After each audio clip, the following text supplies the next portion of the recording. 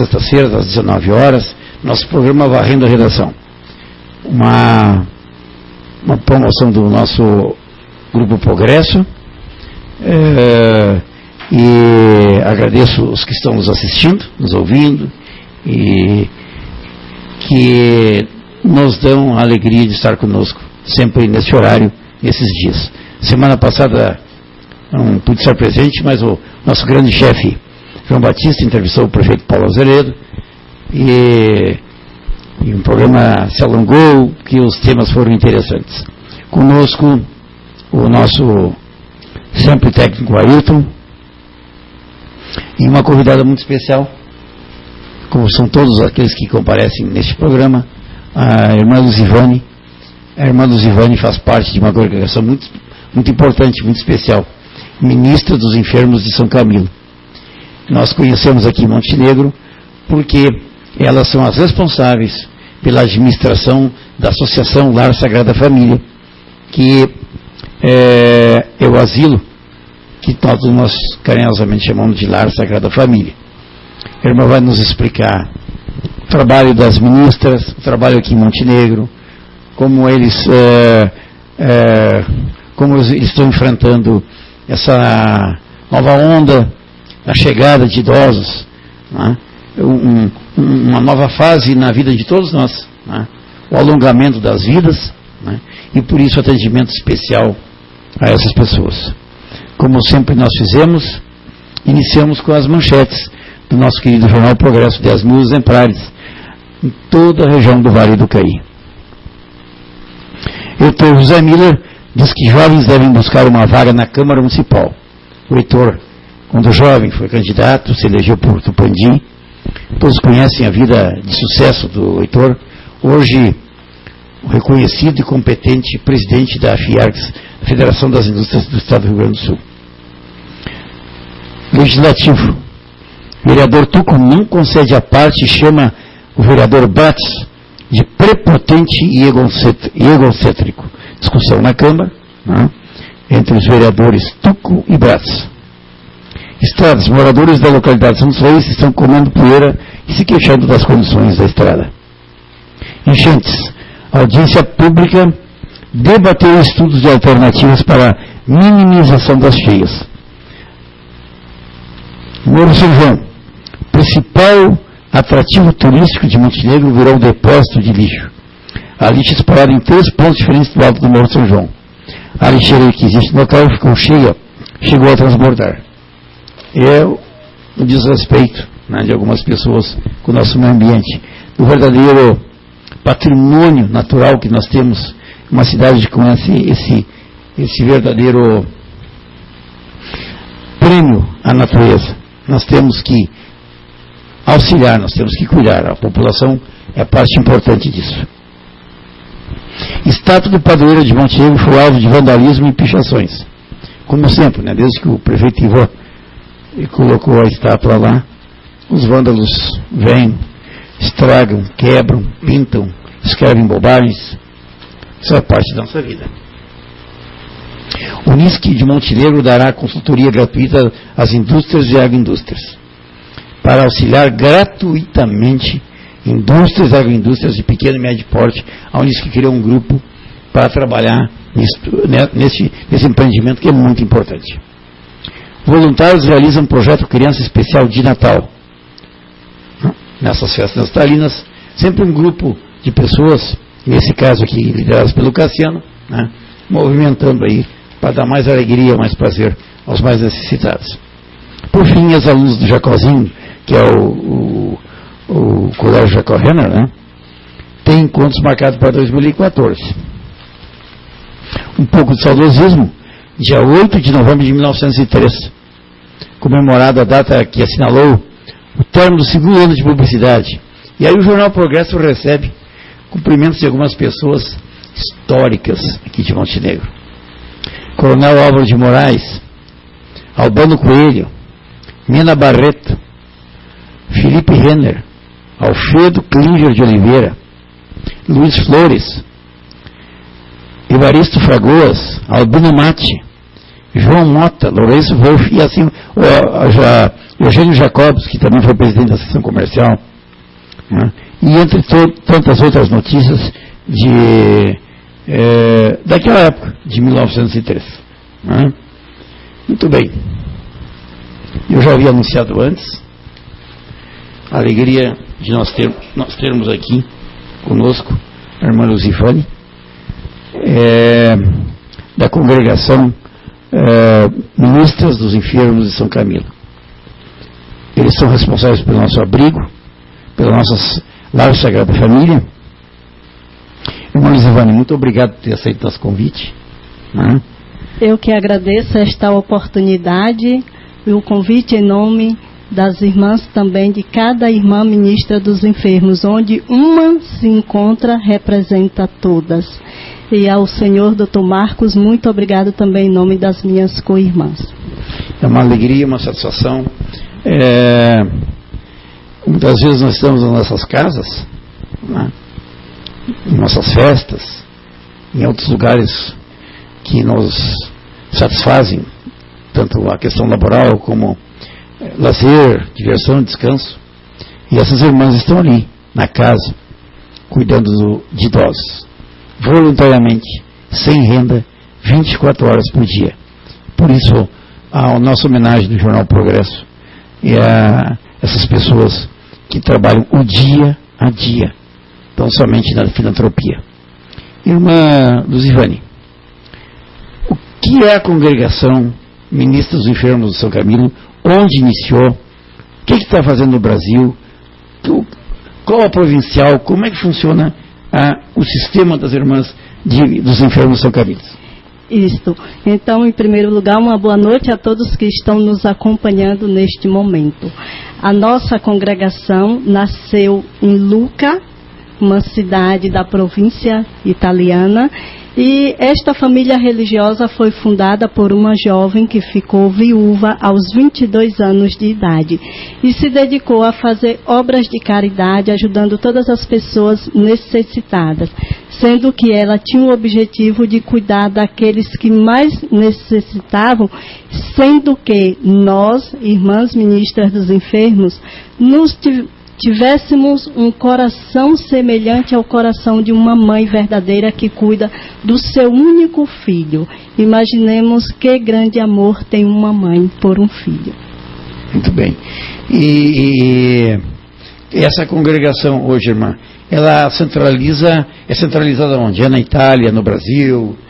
A nossa sede geral se encontra em Roma, ali próximo... um referencial na cidade de Roma mesmo, ali. Temos províncias, a província do Brasil, que se encontra a sede em São Leopoldo, e existe também outras províncias, porque a nossa congregação está presente nos 5 continentes. Então, o mundo inteiro tem a presença de uma irmã ministra dos enfermos, comunidades com 10, 14, 15 irmãs, outras com menos, 3, 4, mas quando somos solicitadas também pela igreja, somos enviadas pela congregação e também solicitação da igreja nos países mais carentes, mais necessitados. O trabalho das ministras, das religiosas, ele não se resume ao cuidado com pessoas idosas. Ele é um trabalho mais importante na área da saúde, em apoio aos hospitais de regiões carentes. Eu sei que Aracaju, há pouco falava com a irmã responsável por lá, também tem trabalho com menores, com abandonados. Enfim, qual é o trabalho efetivamente, irmã, que nós poderíamos, assim, de uma forma geral, é feito em cada país ou em cada continente? Isso, só dando continuação, que o senhor já fez um levantamento de algumas colocações, né? Nós cuidamos de todos aqueles que se encontram em situação de risco de vida, né? Crianças abandonadas, pessoas idosas que, mesmo não sendo abandonada, mas sente uma necessidade, e a pessoa idosa também chega a um determinado ponto que a família não consegue mais satisfazer suas necessidades. Muitas vezes não é por condições financeiras, mas também o emocional do outro que está cuidando também chega a uma limitação. Então, pensando no melhor para o seu familiar, também por isso existe as casas de repouso, né? Como assim a gente fala, é lar, é pensionato, como em Aracaju também temos pessoas idosas, que é como um pensionato. Além do orfanato, que agora é casa de abrigo. No mundo inteiro, além dos hospitais, nós estamos cuidando das vidas que nos são confiadas em tantos outros diversas atividades. Na periferia, como visita a domicílio também com pessoas idosas, nos lugares onde não temos uma casa de repouso sobre a nossa coordenação, nós, irmãs, prestamos os cuidados também nas casas. As pessoas carentes e necessitadas do banho, da comida, de um encaminhamento para o médico, e como o senhor Dr. Marcos antes ressaltou, né? Muitas vezes, nós, ministras dos enfermos, fazemos esta doação da nossa vida gratuitamente, mas recebemos uma grande riqueza, que é perceber a alegria do outro, dizer, eu agora estou vivendo com mais dignidade. Então, este é o pagamento maior que uma ministra dos enfermos pode receber. A vida em primeiro lugar. E são palavras de Jesus. Eu vim para que todos tenham vida, e vida em abundância. Então, nós somos colaboradoras deste projeto de Jesus Cristo. Cuidar dessas vidas, para que sejam dias vividos melhores. Irmã Zivane, com as modernas técnicas da medicina, né, com o conhecimento mais difundido da área da saúde, nós estamos vendo uma população envelhecer. Se não toda ela, mas pelo menos nós temos um número de idosos muito maior do que nós tínhamos há 10, 20, 30 anos. E chega aquele momento, e a senhora colocou bem há pouco, de que o pai, o avô, o tio, a mãe passam a ser totalmente dependentes, sejam por questões físicas, mentais, e a família, então, dentro do lar, né, acaba por contratar mais funcionários e tudo aquilo acaba gerando um clima de desconforto, porque as pessoas não foram feitas para isso, não foram feitas para cuidar disso, né? E buscam recursos nas entidades como essa administrada aqui pelo Lar Sagrada Família. E isso é um tabu, lhe pergunto, né? Isso é um tabu, tirar o doente, o paciente ou o velho de dentro de casa e botar num asilo, porque tem pouco dizer, deixar a mãe num asilo atirada lá. Como é que funciona na nossa cabeça? Como é que deve funcionar na nossa cabeça este trabalho? É uma pergunta também que muitas vezes a gente escuta de outras pessoas que fazem, às vezes ficam em dúvidas, e entre nós irmãs também conversamos. Mas é a extensão, a vida se prolonga, né? E, como eu disse antes, tem algumas necessidades especiais que o nosso idoso, e muitas vezes também não chega nem a uma idade avançada, ainda na meia idade, 47, 50 anos ali, um derrame, não consegue mais se alimentar, aí é com sonda, tem a tráqueo. Então, também para um familiar acompanhar, não que seja impossível o familiar acompanhar, mas eu percebo na mente desses familiares assim, a expectativa de que alguém que preparou para esse serviço vai poder melhor servir aquele seu parente. Então, eu vejo assim alguns familiares muito serenos, muito tranquilos, e a presença todos os dias é fundamental. Porque nós temos um exemplo recente de um familiar que disse assim, um amigo falou, mas você vai todos os dias visitar sua mãe, mas ela não te conhece. Aí ele disse, mas eu conheço quem é ela. Então a gente se surpreende assim que aquele familiar continua sendo importante na vida dos seus. E quando chega a um ponto de um familiar procurar uma ajuda, é porque ele continua amando este seu familiar. Muito bem colocado. E até, Zivane, porque atirar num asilo eu já ir lá e não ir mais visitar. Né? Às vezes passa 1 mês, 2 meses. Nós temos casos assim. Só deve ter casos assim lá. Isso sim é atirar. Agora, levar para lá, dar melhores condições de atendimento, nas mãos de ótimos profissionais. Isso sim é amar. Agora, largar lá e depois abandonar, só pagar o asilo, isso também não funciona. Primeiramente, a pessoa humana, ela, desde toda a sua existência, ela é cercada de afeto. Então, continua, mesmo com a idade avançada, esta necessidade, ela não chega ao fim. Porque quem primeiro nos amou foi o Pai do Senhor. Né? E nós somos testemunhas deste amor de Deus. E uma questão ali que o Senhor ressaltou sobre os familiares, quando ele tem consciência de que ele vai procurar uma vaga em uma casa de repouso para o seu idoso, para seu parente necessitado, como eu disse antes, ele está em busca do que seja melhor para o seu parente. E também assim o respeito maior entendimento para com o seu idoso, porque a pessoa idosa, ela chega a uma fase da vida de que ela tem um diálogo próprio. E ali ela repete, muitas vezes ela esquece que falou aquilo, volta. Depois, a pessoa em casa está em um diálogo, não é a nível do seu conhecimento, ou ela fica calada, ou se alguém pergunta alguma coisa, ela não sabe interagir naquele diálogo. Então, é uma ressocialização da pessoa idosa também, uma casa de repouso, porque elas vão encontrar outras pessoas da faixa etária de idade dela, dos limites dela, dos passos mais lentos, das conversas repetidas. E quando os familiares chegam, que perguntam como estão, como está, e a pessoa responde, eu estou bem, eu estou feliz.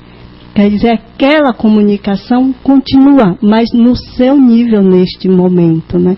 E os filhos falam, ainda tem uns 15 dias, uma filha disse assim, irmãs, como eu estou feliz em ver minha mãe muito feliz.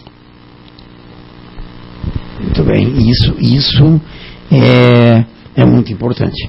Nós passamos por um momento muito, e o Ayrton aqui, cobriu várias vezes dessa, nós tivemos um momento muito difícil no Montenegro. Havia muitos asilos particulares, na verdade, fundos de garagem, não preparados, né, e que resultaram em tratamento de muita dificuldade, de muito maus tratos aos nossos idosos. Uma hora para outra aquilo proliferou, em cada bairro tinha 1, 2 desses asilos, né, e o trabalho da prefeitura, me lembro que estava lá junto, trabalho do Ministério Público, trabalho aqui, tem uma coordenação, um movimento dos idosos muito forte, muito salutar, né, juntamente com a Secretaria da Saúde. E esse trabalho foi feito para que se reunisse condições de melhorar. Convênios foram feitos não só com a Associação Lar Sagrada Família, mas especialmente com o abrigo das Casas das Vovós, que é a Sociedade Abrigo Pão dos Pobres, e depois criado, então, o Mão de Deus, que também foi importante, que hoje tem mais de 70 idosos lá. Então, este grupo de 3 entidades sérias, trabalhadoras, com pessoas responsáveis, né?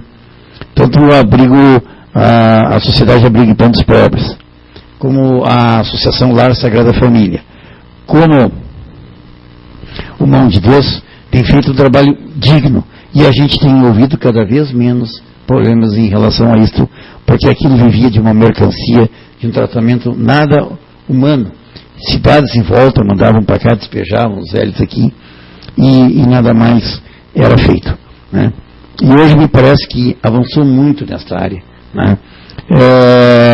E deixando com mais tranquilidade aquelas pessoas. Irmã, o que um asilo oferece que é melhor que uma casa? Eu creio que seja a acolhida. Quando a pessoa idosa chega, né? Não é o filho que vai dizer, eu quero que a minha mãe, ou que meu pai, ou meu avô, ou minha avó fique internado, eu vim procurar uma vaga para internar. Não, este idoso também, se ele tem condições ainda de falar, levar ele primeiramente para fazer uma visita e colocar para ele a situação pela qual eles estão procurando uma casa de repouso. Não é para abandoná-lo e nem para revelar que eles não têm mais importância na vida da família, mas muito pelo contrário, para que ele se sinta bem, né, com novos amigos, com outra fase da vida deles, que é uma continuação, mas uma nova história sendo inserida em uma história já de tantos anos, né, uma extensão. E assim, colocar a pessoa que chega como pessoa, acolher a pessoa idosa como pessoa humana, com seus limites, com suas qualidades, com o que foi, o que fez. Tantas vezes sentia vontade de ter até uma casa digna, mas tinha os filhos, não tinham condições de trabalho. E esses filhos também hoje reconhecer e procurar um lugar que saiba acolher e dar esta alegria, esta dignidade de pessoa humana, isso também é louvável a Deus. Que a palavra de Deus diz, filhos, cuida dos teus pais, mesmo quando eles não tiverem mais a razão. Mas não deixa de ser pai. Sem menor dúvida. Irmã, nós temos um próximo que de 30, 40 pessoas lá acompanhadas no Sagrada Família. Devemos ter umas 20, 25 pessoas no abrigo de Praga. Falei com a Ana Stein, presidente do Mão de Deus, em torno de 70, 80 pessoas, né? E aí a gente somar aí, então vamos encontrar 120, 130 lugares. Essa é uma população Montenegro de 60 mil habitantes. Com certeza nós devemos ter 1.000 idosos já nessa situação. O que fazer para melhorar, para criar, para incentivar mais vagas para essas pessoas? Com certeza as nossas casas de repouso estão se tornando pequenas, como antes o Senhor dizia, sendo que o espaço pode ampliar, mas precisamos ter consciência, né, de que tipo de construção nós vamos fazer para que essas vidas não sejam colocadas em risco. Então, tem algumas exigências. A lei exige. E nós, né, querendo ou não, devemos nos submeter a essas exigências, porque são vidas que a gente vai colocar ali. Então, a vigilância, quando faz a visita, e vai sendo falado assim algumas coisas para a melhoria, para melhorar, para que realmente a gente dê segurança para quem chega e os familiares também em casa. No trabalho eu estou despreocupado, minha mãe está lá, mas eu sei que ela está em um lugar seguro, eu sei que ela está sendo bem cuidada. Aquele final de semana eu vou lá visitá-la, vou levar uma coisa que ela goste também. E como eu falei antes, né? A importância desta coerência no que eu estou assumindo, no que eu estou fazendo, como eu quero fazer, se é uma coisa para crescer ou uma coisa para parar ali. É um ambiente que eu vou proporcionar mais vida, porque os nossos idosos, eles estão com uma idade bem avançada, estamos vivendo mais. Por quê? Estamos nos alimentando melhor, tantas outras coisas que está sendo proporcionado para que tenhamos uma vida mais digna, mais vividos, anos mais aumentados, né? Então essa coerência também com os nossos órgãos que, querendo ou não, contribui para o nosso trabalho, contribui também com a nossa coerência em favor da vida. Muito bem. ainda que o Sagrada Família tenha alguns funcionários, não são só as irmãs, como é que funciona a nossa congregação no Brasil? Onde ela tem casa, o que ela faz em cada lugar, para que a gente possa conhecer um pouquinho mais. Nós, irmãs ministras dos enfermos, presente aqui em Montenegro, no Lar Sagrada Família, nós cuidamos das pessoas idosas. Em São Leopoldo, onde se encontra a sede provincial da congregação, funciona como uma casa de formação a jovens que estão estudando para ser irmã. Aracaju, nós temos um pensionato, casa de abrigo, acolhida, né, onde acolhemos crianças em situação de risco. São crianças que são enviadas até nós pela ordem judiciária. Feira de Santana, temos casa de formação e as irmãs trabalham na periferia com as pessoas carentes. Em Feira de Santana, esta casa de formação são para aquelas jovens que estão iniciando a descoberta da vocação para a vida religiosa. Aqui no Dois Lajeados, nós estamos trabalhando no hospital. São Roque. São Roque, isto. Em Montenegro, uma casa de repouso. As irmãs estão trabalhando e também prestam assistência a domicílio lá também. Paraná, também temos uma casa de repouso, as irmãs, e também a visita a domicílio naquela região. E depois agora, Rio de Janeiro, nós estamos presentes no ambulatório de São Camilo, é uma parceria com os padres camilianos, ali em Rio de Janeiro. Lagarto, Sergipe, próximo de Aracaju, nós estamos com um trabalho que é Tecendo Vida. São mães carentes, onde elas, é um projeto, né, que elas fazem trabalhos manual, depois vende e tem uma renda para a família sobre a coordenação das irmãs, este trabalho. Riachuelo, estamos trabalhando no hospital, temos as irmãs profissionais ali, enfermeira e técnicas em enfermagem, também ali em Riachuelo, que é Sergipe. Muito bem.